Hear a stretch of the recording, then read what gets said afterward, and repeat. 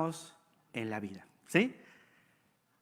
Y a veces, y hay momentos donde de distintas circunstancias, de pronto nos vemos envueltos en diferentes problemas. Estamos de pronto bien y de la nada surge algo inesperado que cambia tu día, cambia todo lo que habías planificado y muchas veces no sabemos por qué. Hay veces que algunos chocan todo el tiempo con la misma piedra, como que se van golpeando una vez tras vez sobre una misma cosa.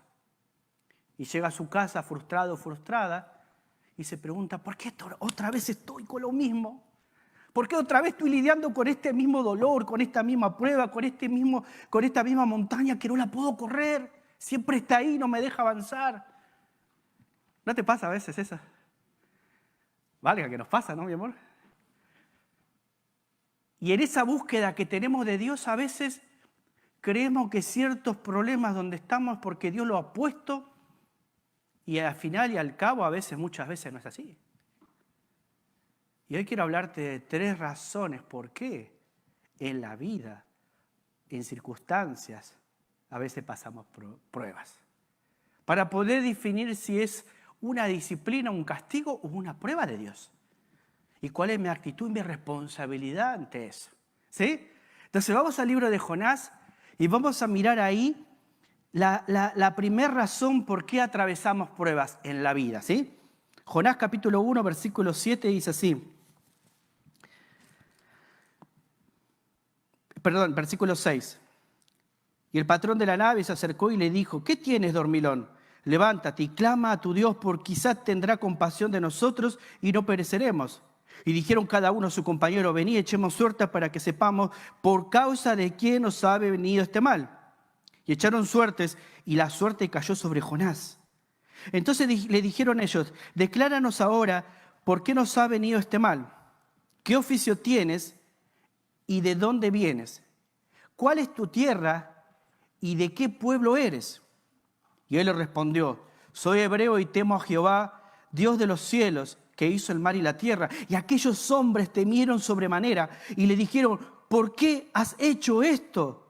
Porque ellos sabían que huía de la presencia de Jehová, pues él se lo había declarado. Y le dijeron, ¿qué haremos contigo para que el mar se nos aquiete? Porque el mar se había embravecido más y más. Él respondió, tomadme y echadme al mar, y el mar se os aquietará. Porque yo sé que por mi causa ha venido esta gran tempestad sobre vosotros. Y aquellos hombres trabajaron para hacer volver la nave a tierra, mas no pudieron, porque el mar se iba embraveciendo más y más contra ellos. Entonces clamaron a Jehová y dijeron, te rogamos, Jehová, que no perezcamos nosotros por la vida de este hombre, ni pongas sobre nosotros la sangre inocente, porque tú, Jehová, has hecho como has querido. Y tomaron a Jonás y lo echaron al mar, y el mar se aquietó de su furor.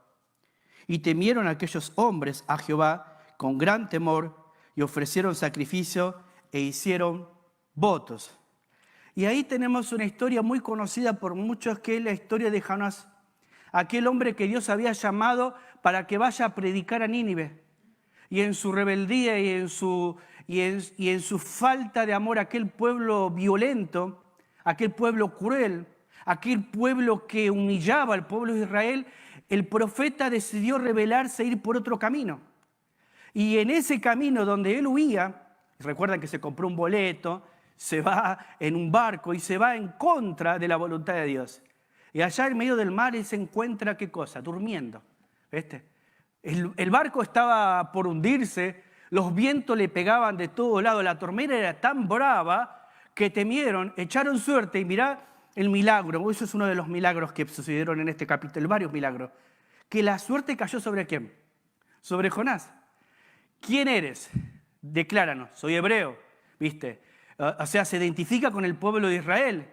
Temo a Jehová y le sirvo. Entonces ellos se dan cuenta que por culpa de Jonás ha venido esta gran tempestad.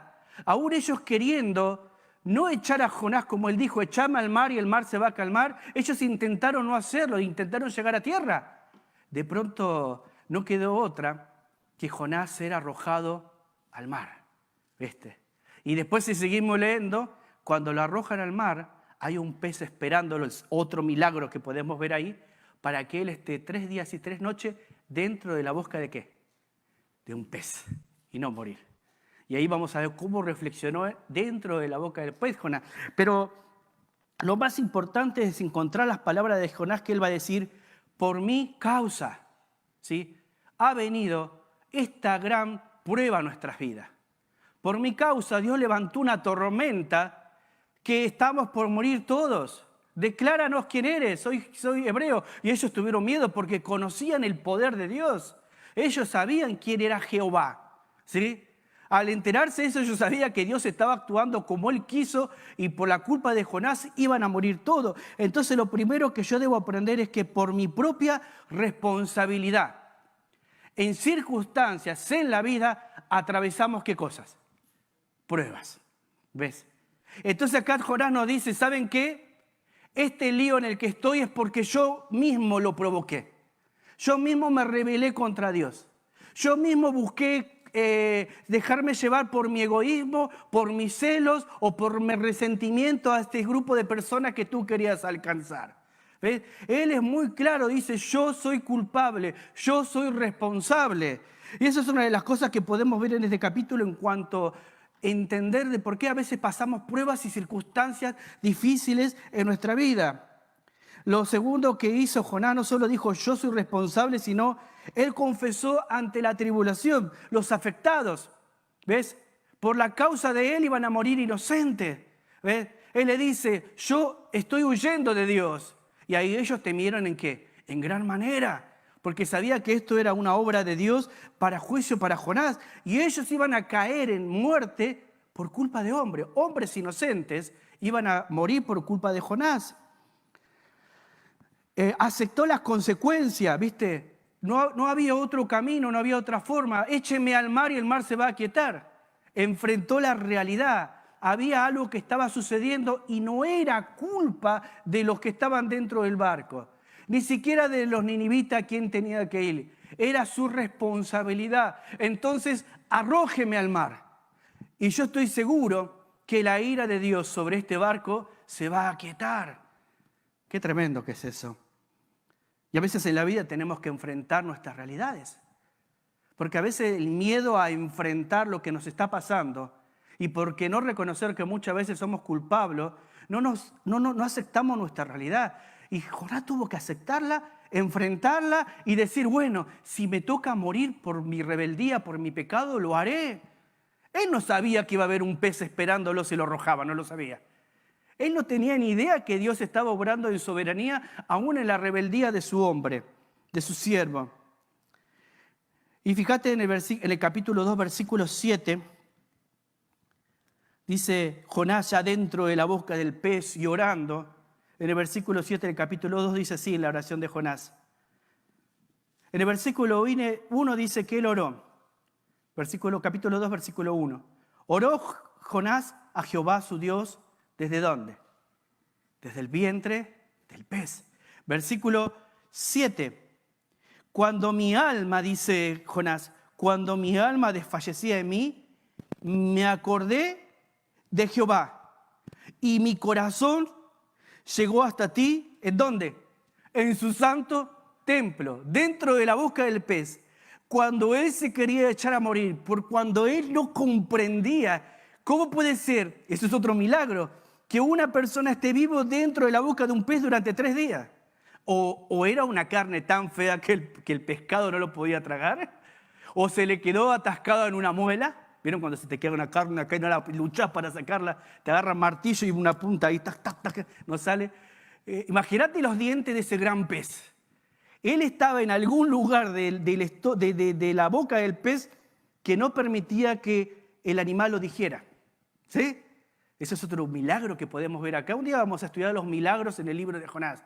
Pero es impresionante que él ahí dice, cuando mi alma desfallecía, entonces invoqué ¿a quién? A Jehová. Y él me oyó. Qué tremendo que es eso. Él está entrando en un estado de arrepentimiento genuino.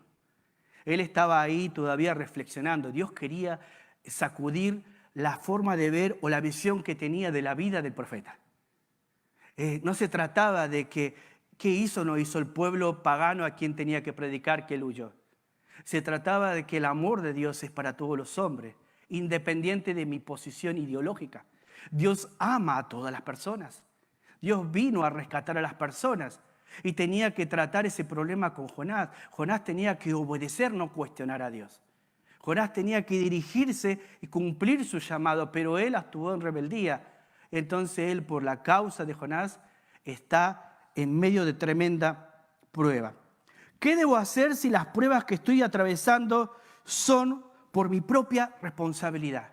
¿Qué es lo que debo hacer? Si me acompañás ahí al libro de Salmos, capítulo 18, un ratito, Salmos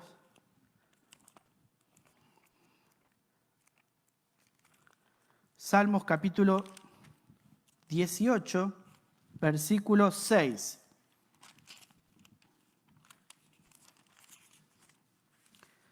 Dice así.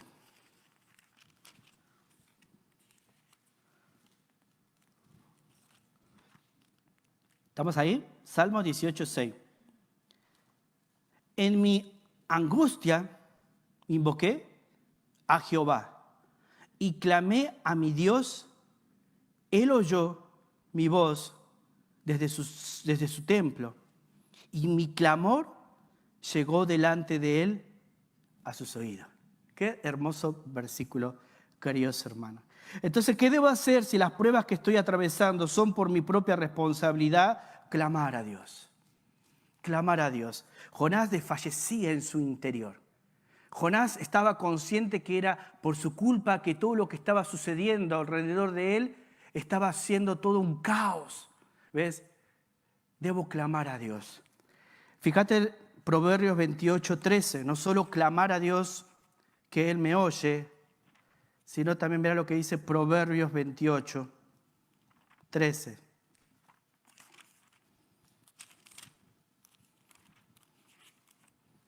Dice, versículo 13, el que encubre sus pecados no prosperará, mas el que lo confiese y se aparta alcanzará misericordia. Entonces, ¿qué es lo que debo hacer? Clamar a Dios, ¿sí? Clamar a Dios, rogar a Dios, orar a Dios. Cuando esté en una circunstancia que es por mi propia responsabilidad, cuando estoy bailando, como dijo algún predicador famoso, bailando con la más fea, cuando estoy en una situación donde estoy por mi propia responsabilidad, clamar a Dios, rogar a Dios, que Dios está ahí esperando que nos acerquemos. ¿Ves? Y cuando clamo, me acerco y cuando veo que es por mi culpa que estoy metido en este problema o lo que está sucediendo en mi hogar es mi responsabilidad, entonces confieso el pecado, confieso aquello que está mal. Mirá lo que dice Proverbios ahí. Decía, el que confiese se alcanza, aparta, el que encubre su pecado no prosperará. Mas el que confiese y se aparta, alcanzará ¿qué cosa? Misericordia. ¿Qué significa esto? ¿Viste? ¿Qué es lo que quiere decir ahí el proverbio? La idea tiene que ver con confesar, es la misma palabra que se utiliza en 1 de Juan 1:9. Dice, si confesamos nuestros pecados, Él es fiel y justo para perdonarnos y limpiarnos de toda maldad. La idea tiene que ver con decir lo mismo. A ver, decir lo mismo de lo que Dios dice de aquello que estoy haciendo mal. No existe para Dios un pecado livianito o una mentira piadosa. Para Dios lo que está mal es malo, lo que es pecado. ¿Ves? Por eso dice, el que encubre, o sea, el que lo trata de tapar, el que lo trata de disimular, ¿viste? Esa persona no prospera en la vida. Esa persona está estancada en el mismo lugar. Esa persona se sigue chocando con la misma piedra. Esa persona está envuelta en un problema que nunca termina de cambiar. Ahí estamos dentro de nuestros hogares. Muchas veces peleamos con nuestras esposas o con tus esposos y no nos damos cuenta que muchas veces el problema no es el otro, el problema soy yo. El problema es como yo tengo una visión de la vida. ¿Ves? El problema es por qué yo miro las cosas solo con unos anteojos. Y de pronto nuestros hijos se rebelan, nuestros hijos se apartan y creemos que nuestros hijos se rebelan solo por la rebeldía de sus corazones. Los jóvenes se rebelden y entonces se van a apartar. Y a veces esa falacia o esa media verdad no es tan así, porque muchas veces los jóvenes se rebelan porque ven padres que no saben hablar, padres que no saben dialogar, padres que se enfrentan como si fueran dos enemigos delante de sus hijos miran eso, sus hijos aprenden eso, y cuando sus hijos crecen dicen, anda con tu Dios a otro lugar. Porque el Dios que tú me hablas no es el Dios que se vive dentro de nuestro hogar. Y es importante reflexionar sobre estas cosas, porque los jóvenes no es que sean todos rebeldes, los jóvenes aprenden cosas y muchas cosas malas dentro del hogar. Cuando su padre grita a su madre y ellos miran y dicen, bueno, quizás eso esté bien. ¿Y qué va a pasar cuando un día tengan a sus esposas? ¡Anda, lava los platos! ¿Y dónde lo aprendió? En la escuela más importante de la vida, que es el hogar.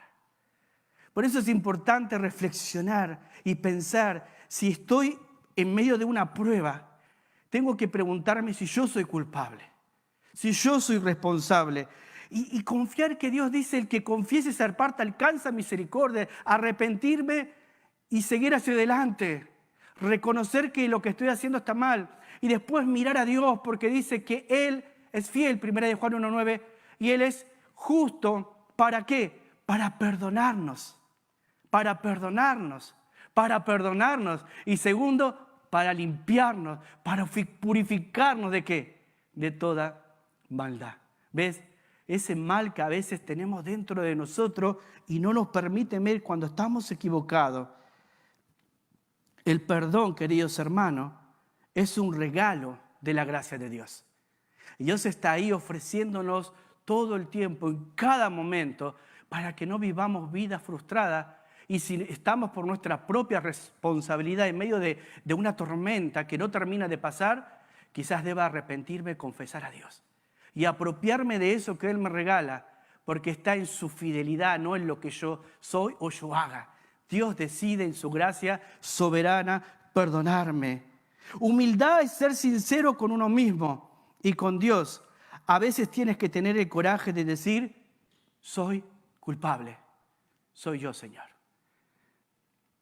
Y sabes que muchas veces cuando discutía con mi esposa, de alguna manera le quería llevar yo a ella a que ella sea culpable. A decirle, esta discusión empezó porque tú lo provocaste.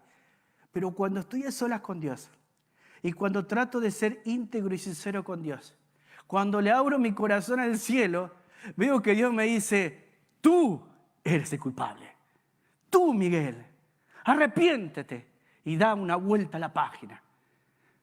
La sinceridad o la humildad tiene que ver con ser sincero con uno mismo y no creer que el resto de las personas que están o el otro son culpables. Jonás dijo, ¿sabes qué? Muchachos, por mi causa no quiero que ninguno perezca. Yo voy a pagar las consecuencias. Y cuando hacemos eso, quizás nosotros estamos evitando que las consecuencias de nuestras malas decisiones la paguen nuestros hijos. Y la paguen los hijos de nuestros hijos. ¿Se entiende lo que quiero decir? Es importante pensar en eso. La segunda razón por la que atravesamos pruebas ya no es solamente, como dijo Jonás, por culpa mía. En este caso vamos a ver a Pablo en Hechos capítulo 27. ¿Ves? Jonás nos enseña que era por su propia responsabilidad. Ahora vamos a ver una historia donde Pablo se encuentra en una circunstancia que de él no dependía nada de él. Acompáñame ahí. Hechos 27:9 en adelante. Dice así, Pablo se está dirigiendo a Roma. Y habiendo pasado mucho tiempo, y siendo ya peligrosa la navegación, por haber pasado ya el ayuno, Pablo les amonestaba a los que estaban con él dentro del barco. Hechos 27:9. Versículo 10. Diciéndoles, varones, veo que la navegación va a ser con perjuicio y mucha pérdida. no solo del cargamento y de la nave, sino también de nuestras personas. Pero el centurión daba más crédito al piloto y el patrón de la nave que a lo que Pablo decía. Siendo incómodo el puerto para invernar, la mayoría acordó zarpar también de allí, por si pudiesen arribar a Fenice, puerto de Creta, que mira al noreste y sudeste, e invernar allí. 13. Y soplando una brisa del sur, pareciéndoles que ya tenían lo que deseaban, levaron anclas e iban costeando Creta. Pero no mucho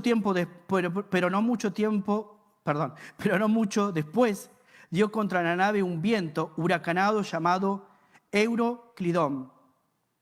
Y saliendo arrebatada la nave y no pudiendo poner prueba al viento, nos abandonamos a él y nos dejamos llevar. Miren cómo va cambiando la historia. Versículo 17. Y una vez subido a bordo, usaron de refuerzos para ceñir la nave y teniendo temor de dar en la sirte, arriaron las velas y quedaron a la deriva. Pero siendo combatidos por una furiosa tempestad, otra vez una tormenta fuerte, al siguiente día empezaron a alijar. Y al tercer día con nuestras propias manos arrojamos los aparejos de la nave. Y no apareciendo ni sol ni estrellas por muchos días, y acosados por una tempestad no pequeña, ya habíamos perdido toda esperanza de salvarnos. Entonces Pablo, como hacía ya mucho que no comíamos, puesto en pie en medio de ellos, dijo: habría sido, por cierto, conveniente, oh varones, haberme oído y no zarpar de Creta tan solo para recibir este perjuicio y pérdida. Pero ahora os exhorto a tener buen ánimo, pues no habrá ninguna pérdida de vida entre vosotros, sino solamente de la nave.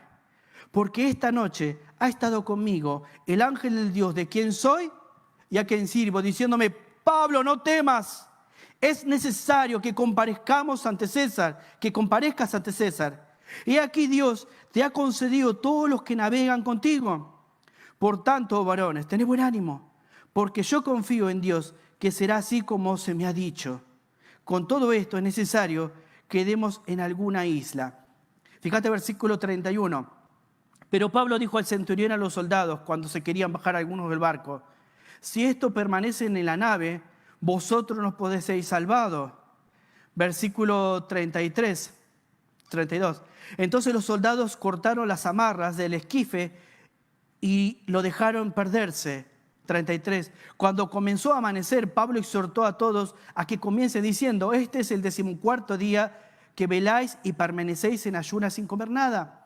Por tanto os ruego que comáis por vuestra salud, pues ni aun cabello de la cabeza de ninguno de vosotros perecerá. Y habiendo dicho esto, tomó el pan y dio gracias a Dios en presencia de todos, y partiéndolo comenzó a comer. Entonces, todos, teniendo ya mejor ánimo, comieron también. Y ahí tenemos otra parte de la historia.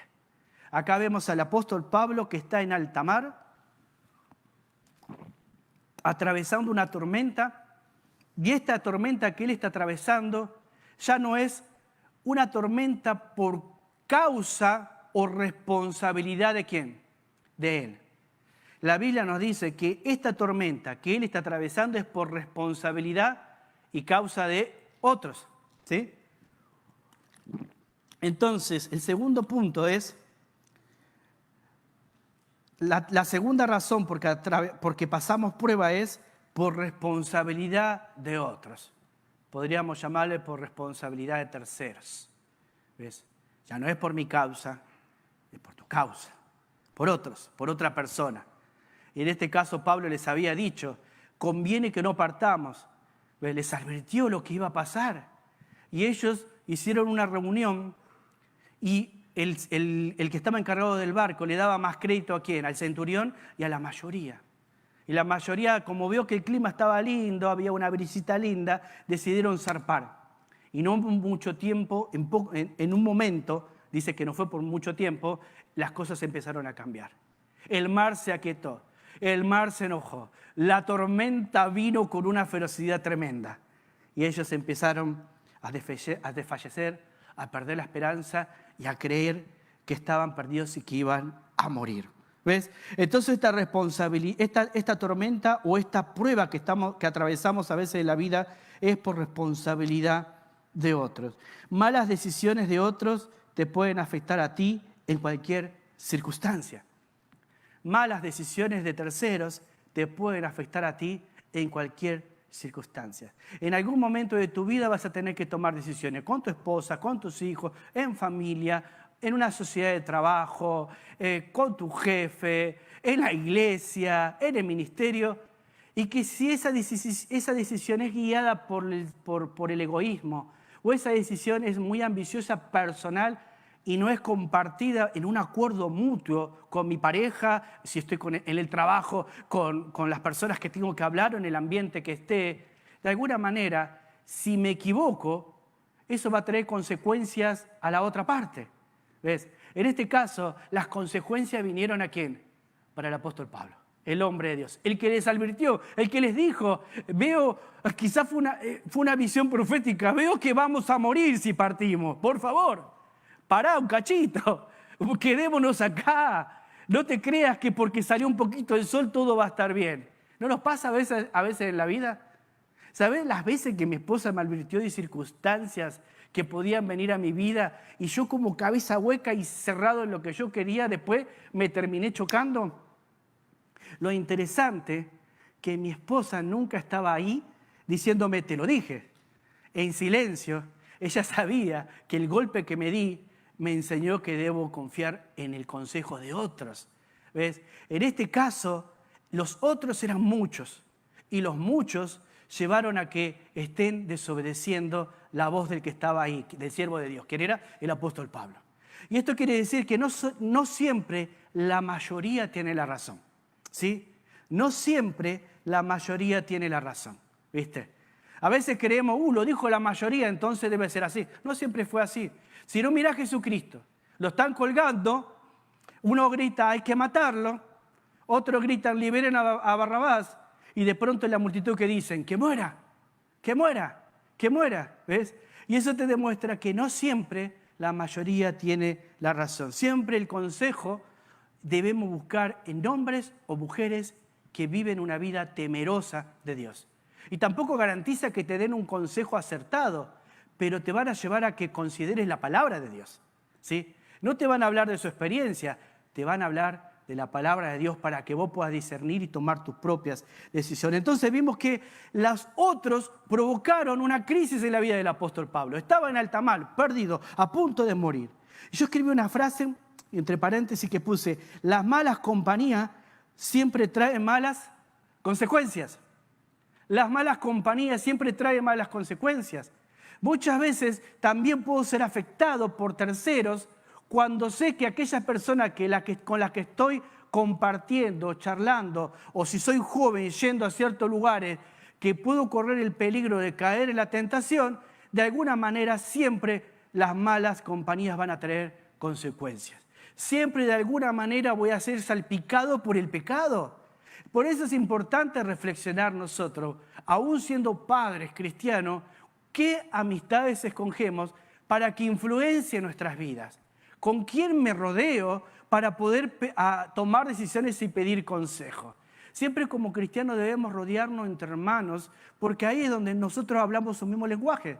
Y muchos cristianos valoran más el consejo de una persona que no es de la familia de Dios que una que es de la familia de Dios. Y luego se los ve sufriendo, envueltos en muchos problemas, en muchas circunstancias difíciles, porque ellos mismos decidieron ser así. Entonces hay que tener mucho cuidado con las compañías en las que yo ando, ¿sí? Entonces esta tormenta o esta prueba que está pasando el apóstol Pablo es por otros, por la responsabilidad de otros. ¿Qué actitud mostró Pablo ante los responsables? Versículos 21 y 25, miremos. Fíjate lo que dice el 27 de Hechos, del 21 al 25. Entonces Pablo, como hacía ya mucho que no comíamos, puesto en pie en medio de ellos, dijo, habría sido por cierto conveniente, oh varones, haberme oído y no zarpar de Creta tan solo para recibir este prejuicio y pérdida. Pero ahora os exhorto a tener buen ánimo, Pues no habrá ninguna pérdida de vida entre vosotros, sino solamente de la nave, porque esta noche, escuchen esto, ha estado conmigo el ángel del Dios de quien soy y a quién sirvo. Qué hermoso versículo. Diciendo, Pablo, no temas, es necesario que comparezcas ante César. He aquí, Dios te ha concedido todos los que navegan contigo. Por tanto, oh varones, tened buen ánimo, porque yo confío en Dios que será así como se me ha dicho. En primer lugar, vemos que Pablo reacciona con una actitud positiva. ¿Ves? ¿Cómo reacciono yo cuando estoy pasando una prueba o una circunstancia difícil, cuando eso que estoy atravesando quizás es por culpa de otra persona? ¿Sí? Y yo me doy cuenta que estoy metido en este problema por culpa de él o de ella. ¿Sí? Y en cualquier ámbito donde estés. ¿Cuál es mi actitud? Y lo primero que Pablo nos va a mostrar es que él los exhortó a que recuerden, ¿qué cosa? La palabra de Dios. Pablo les va a decir, me hubiesen escuchado. ¿Está claro? Tienen que reconocer que esto es responsabilidad de ustedes. Pero no se quedó ahí. Hubiese sido bueno no haberme escuchado. Ahora ya estamos en medio de la tormenta. Ahora ya nuestro barco se puede hundir. Ahora estamos en medio de la prueba. Ahora, esto es importante recordar. Yo puedo estar pasando una prueba por la responsabilidad de otro, es verdad, pero aún en medio de eso Dios está probándome. Yo puedo estar en una prueba atravesando por culpa de otros, pero debo recordar que Dios está probando también ahí en mí, en medio de esa prueba, mi actitud. ¿Cómo voy a reaccionar? Sin importar si soy culpable o no soy culpable. De alguna manera, en medio de las pruebas, siempre vamos a ser probados a ver cómo reaccionamos. ¿Cuál es nuestra actitud? Pablo se levantó y los exhortó a que recuerden la palabra de Dios, diciéndoles y recordándoles que Él conoce al Dios que sirve. El que me lo prometió fue Dios, no fue otra persona. Hay un propósito en mi vida. Yo voy a comparecer ante el César. Ni esta tormenta, ni las cadenas de los soldados van a detenerme para que cumpla la voluntad de Dios. Y Pablo se aferraba a eso. La palabra de Dios es lo que necesitamos cuando estamos con temor. Fue tremendo. Es lo que nos anima. ¿Recordás ese versículo de Salmo 23? Aunque ande en valle de sombra de muerte, no temeré mal alguno. ¿Por qué? A ver, ayúdame. Porque tú estarás, ¿con quién? Es el Dios contigo. En Hebreos dice que Él prometió no dejarnos y no desampararnos. Dios promete estar con nosotros cuando hacemos su voluntad, sin importar que otros hayan causado una tormenta en mi vida o me hayan metido en un problema que yo no debía estar. Lo que se va a probar es mi actitud. Dios va a juzgar a la persona que hizo lo malo, pero yo debo preocuparme de cómo yo reacciono ante eso. Entonces Él va a reaccionar ¿con qué? Con la palabra de Dios. Él va a decir, cobren ánimo, coman. El Dios que yo creo me ha dicho eso. Pablo estaba más interesado en utilizar esa oportunidad para predicar el Evangelio que para enojarse o guardar resentimiento. ¿Cuál es la actitud que nosotros tenemos? Pablo vio una posibilidad de glorificar a Cristo. Pablo vio una posibilidad de que el nombre de Dios sea famoso a través de la prueba que estaba pasando, que no fue por su culpa. Y cuando estamos en la misma circunstancia, necesitamos la palabra de Dios. Necesitamos fortalecernos por la palabra de Dios. Y necesitamos utilizar esa circunstancia para glorificar a Dios. Para que las personas puedan ver a Dios por medio de nosotros. Mirá, Miguel, está en ese problema por culpa de X persona. Pero mirá que aún ama a esa persona. Mirá que ora por esa persona. Mirá lo segundo que hizo el apóstol Pablo. Luego que los animó, los exhortó, los levantó, los motivó, fíjate lo que sigue diciendo. En el capítulo 27, versículo 33 a 34. De hecho, seguimos ahí. 34, perdón.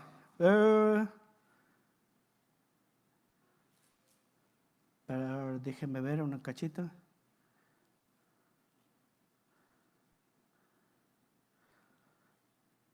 Versículo 34. Por tanto, os ruego que comáis por vuestra salud, pues ni a un cabello de la cabeza de ninguno de vosotros perecerá. Y habiendo dicho esto, mira, tomó él pan y dio gracias a Dios en presencia de todos. Y partiéndolo comenzó a comer. Entonces todos, teniendo ya mejor ánimo, comieron, ¿qué cosa? También. Y éramos todas las personas en la nave, 276. Y ya satisfechos, aligeraron la nave, echando el trigo al mar. ¿Sabe lo que yo veo acá, hermano? Que no solo Pablo se levantó y exhortó. No solo Pablo los animó. No solo Pablo no pensó en él, sino pensó en la gloria de Dios. No solo Pablo pensó en ¿qué hago acá metido en este problema? Sino Pablo dijo acá, en medio de esta circunstancia, en medio de esta prueba que estoy atravesando, voy a glorificar a mi Cristo. No solo eso, sino que en medio de ese barco que estaba vacío, que estaba a punto de hundirse, que daba vueltas en medio del mar por los vientos que había, tuvo un culto de oración. Tuvo un momento para orar. Están todos alterados, están todos desanimados. Él ve que no están comiendo porque se están desfalleciendo por el hambre. Porque el problema es muy grave, tienen que morir. ¿Sabe lo que Pablo hace? Agarra un pan. ¿De dónde sacó el pan? No tengo ni idea. Pero la Biblia dice que tomó un pan. Y agarró ese pan, lo levantó y dio gracias. ¿Te imaginas los otros que están en el barco? Lo están mirando así, tenemos miedo, nos vamos a morir. Y este está dando gracias porque estamos en el mar. Y este está dando gracias porque nos estamos por ahogar. Y vos estás dando gracias. No, ellos están mirando la paz que había en el rostro de Pablo. Ellos estaban mirando la fe que Pablo tenía. Ellos estaban mirando la convicción que Pablo tenía. Qué tremendo que es eso. En medio de la tormenta, en medio del mar, Él llama a todos a orar. ¿Qué voy a hacer yo cuando estoy en medio de circunstancias o de pruebas que son provocadas por otros? Animo con la palabra de Dios y me pongo a orar. Y cuando me pongo a orar, los que nos están mirando nos van a mirar el rostro de saber que quizá la prueba es muy grande, es muy grave, es muy difícil, pero van a mirar nuestros rostros, van a mirar nuestras lágrimas, que no son lágrimas de pesimismo, sino que son lágrimas de esperanza. Lo que hizo el apóstol Pablo fue devolverle la esperanza que habían perdido por culpa de ese huracán. Devolverle la esperanza de que todavía se podía creer. Más tarde el centurión, los soldados quieren matar a los presos. El centurión hace lo posible para que no maten al apóstol Pablo. ¿Ves? Dios siempre obra aún en circunstancias que no son provocadas por nosotros. Y son oportunidades que Dios nos da para glorificar a Cristo. No te olvides que cada circunstancia o prueba que te toque atravesar en la vida, sin importar quién sea el responsable, siempre es una oportunidad para llevar a los otros a los pies de Cristo. Siempre, queridos hermanos. Hemos bailado como familia con las más feas, como decía Dante Gebel, ¿no? Durante todos estos años sirviendo acá, aún en Argentina. Pero siempre nos mirábamos y decíamos, bueno, ¿qué vamos a hacer? A veces es como cuando vino Judas a mirar a Jesús y les da un beso. Jesús lo mira alrededor y le dice, ¿con un beso me entregas eso algo para ti? Y si Jesús reaccionaba de otra manera, no iba a glorificar al Dios del que tanto habló. Cuando lo encierran a Jesús ahí en el huerto de Getsemaní, y vienen los soldados y lo quieren llevar a Jesús, Pedro, ¿qué hace? Reacciona de la misma manera que reaccionaron los otros. Saca una espada y de la misma violencia que ellos tuvieron con él, devuelve la misma violencia y le corta la oreja a uno. Entonces Jesús le dijo, Pedro, ¿no entendés que no es así? ¿No entendés que así no funciona en el reino el que tanto yo he predicado? No es esa forma la venganza. No es el resentimiento de decirle, yo te lo dije, por eso estás así. Lo que Jesús le está diciendo Es que no hay otro camino para salvar a las personas o que las personas puedan ver a Cristo en nosotros, sino es más que el camino del amor. Y ese camino lo podemos ver en la cruz. Pero Miguel, a veces me hacen cosas que son difíciles de perdonar. ¿No vamos a morir en el pesimismo, en el resentimiento y en la amargura? ¿O vamos a mostrar lo que el Espíritu Santo puede producir a través de nosotros, que es el amor? Y el hombre no va a cambiar por cuán elocuentes seamos. Las personas van a cambiar por el amor que le mostremos, aun si las circunstancias son provocadas por ellas mismas. Por eso debemos mirar el ejemplo maravilloso que el apóstol Pablo nos da a nosotros en esta noche. ¿Cuál es tu actitud cuando pasas pruebas por culpa de terceros? ¿Te vas a desafiar, a levantarte, a decir, bueno, voy a utilizar esto como mi púlpito para predicar el Evangelio? Cada circunstancia que atravesamos es una oportunidad para predicar el Evangelio, no lo olvides. Y la tercera razón por que atravesamos pruebas no solamente es por mi propia responsabilidad, no solamente es por la responsabilidad de otros. Vamos a mirar la tercera. Acompáñame a Marcos. Marcos capítulo 6. Y vamos a mirar la tercera razón. Versículo 45. Marcos 6, versículo 45. Mientras buscaba, voy a tomar un poquitito de agua.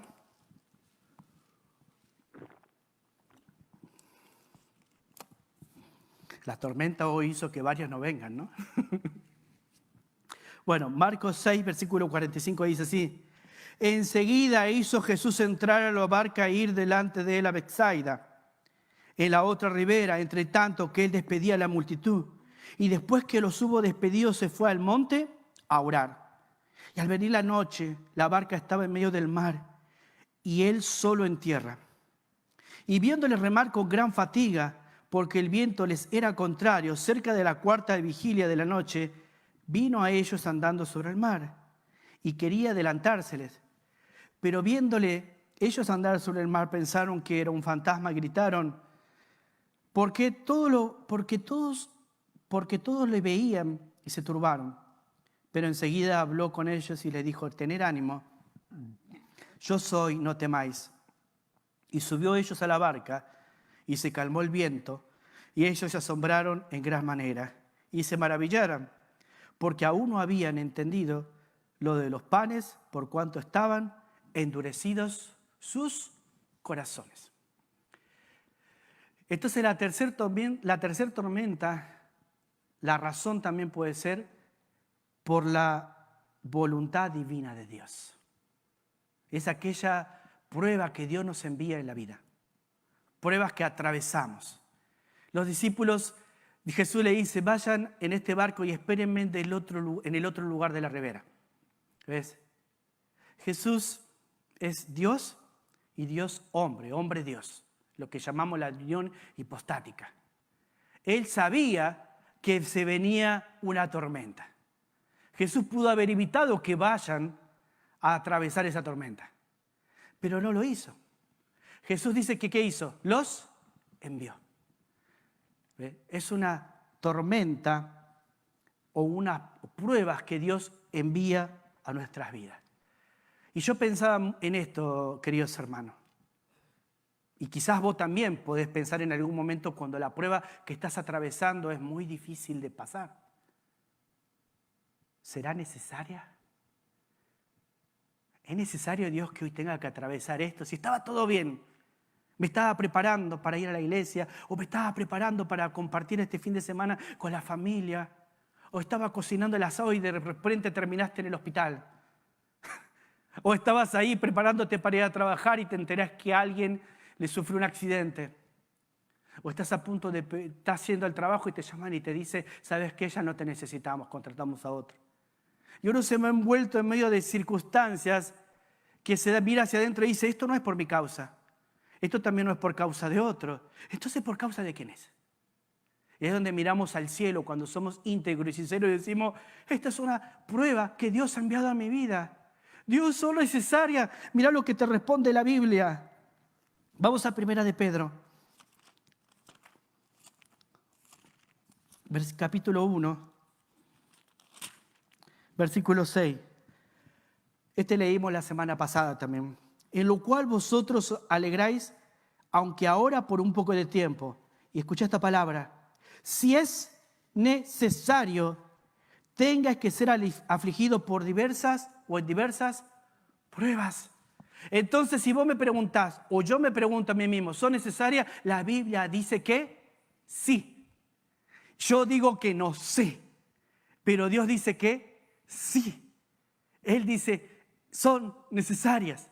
Ahora, ¿qué dice el versículo que sigue? Para que sometida a prueba vuestra fe, mucho más precioso que el oro, el cual, aunque perecedero se prueba con fuego, sea hallada en alabanza de gloria y honra cuando sea manifestado Cristo, a quien amáis sin haberle visto, en quien creyendo, aunque ahora no lo veáis, os alegráis con gozo inefable y glorioso.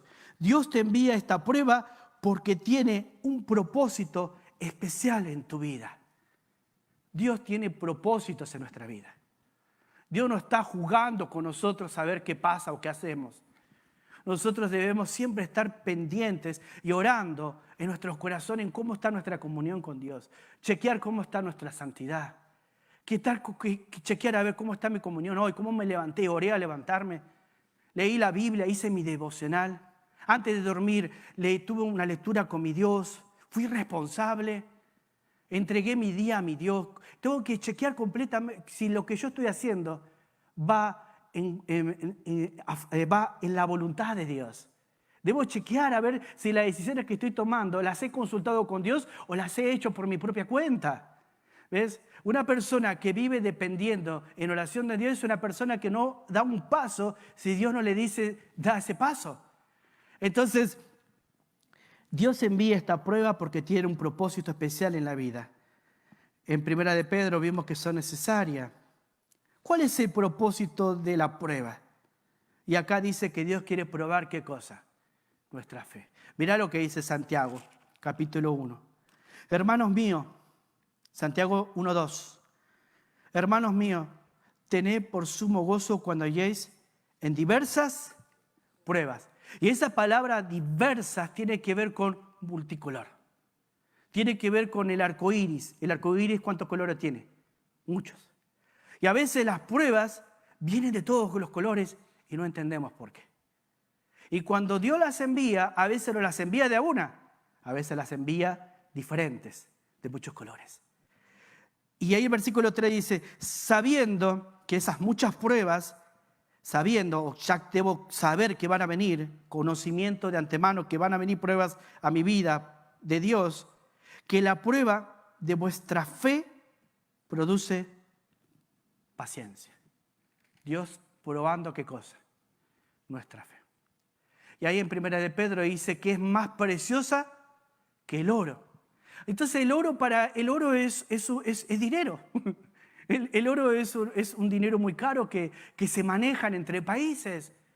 Ahora, para que el oro sea más precioso, o sea, tenga más valor, lo ponen ¿dónde? En el horno. Para que salga ¿qué cosa del oro? Las escorias. Ahora, cuando Dios nos prueba, no es porque Dios no sabe que hace falta crecer dentro de mi corazón. ¿Sí? Dios está probando qué clase de fe tengo.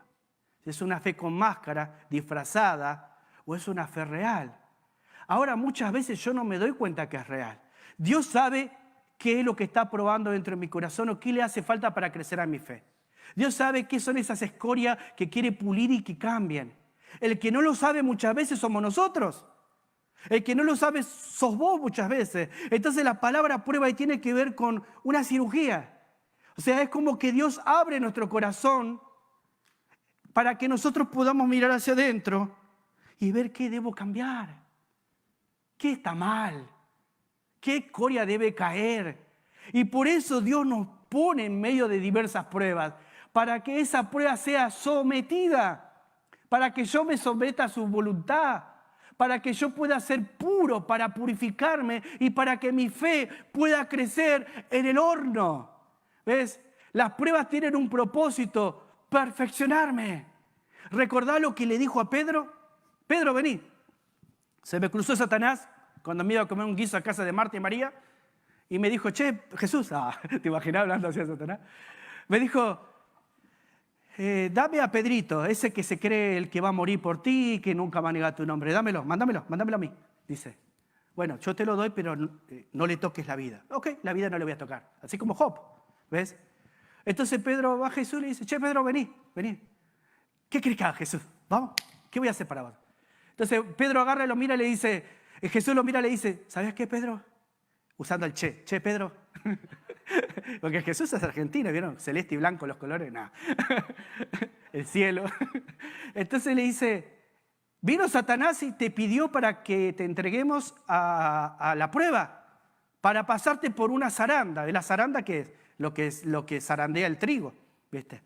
Entonces, vas a pasar por la zaranda. ¿Y qué hiciste, Jesús? Le dijiste que no, que vos tú eres todopoderoso, que no vas a permitir que me pase eso porque yo ando en victoria. No, Jesús le dice, yo oré ¿para qué? Para que tu fe no falte. ¿Te imaginas, Pedro? ¿Qué? ¿Vas a permitir que me toque?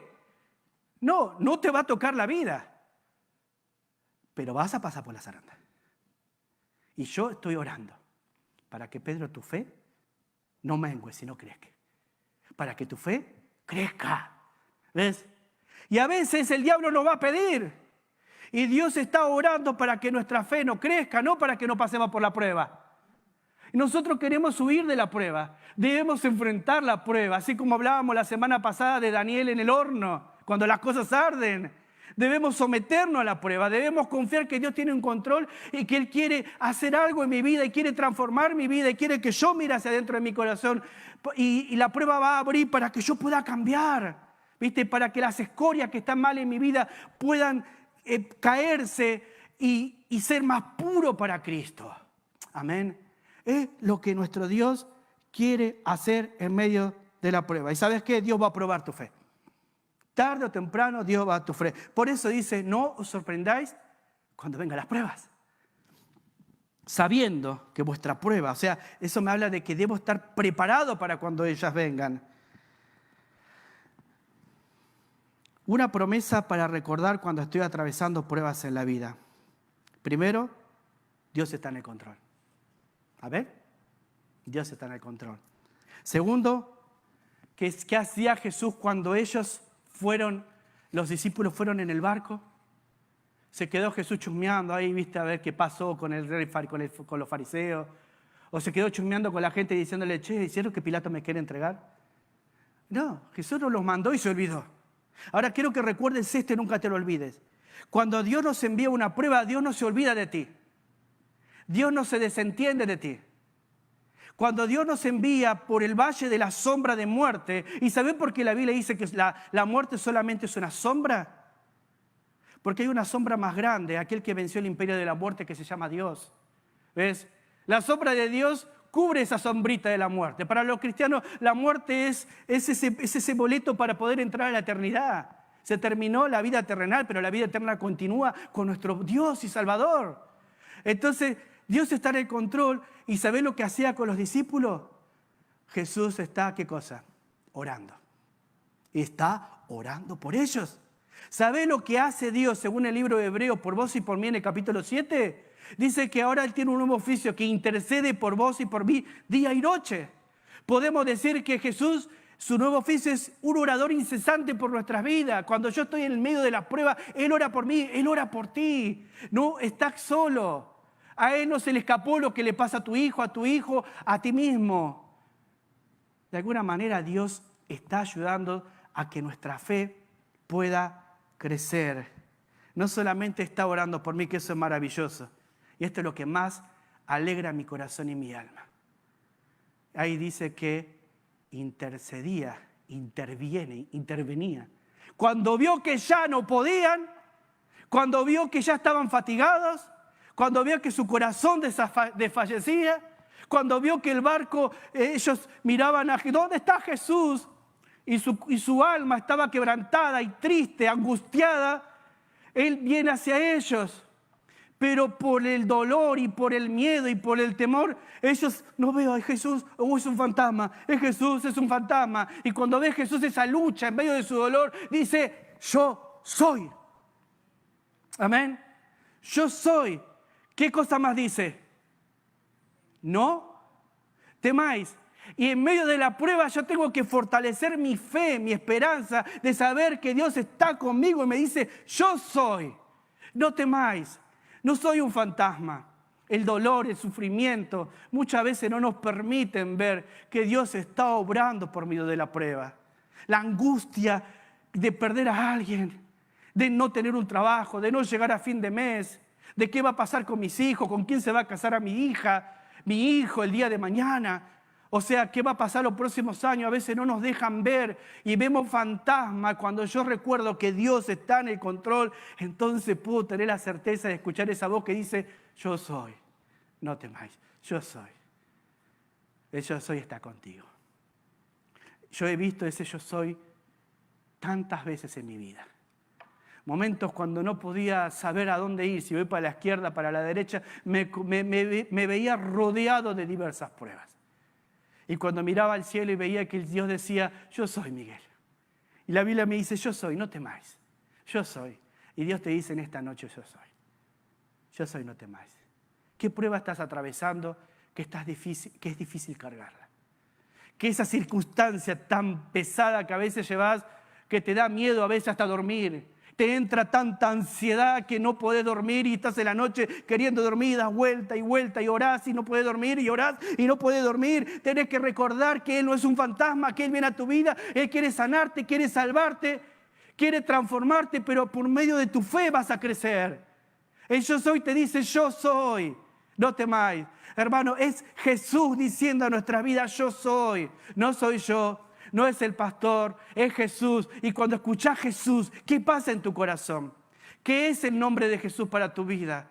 Jesús es tan dulce, Jesús es paz, Jesús es esperanza. No solamente me salva de mis pecados. ¿Qué pasa en mi vida cuando escucho Jesús?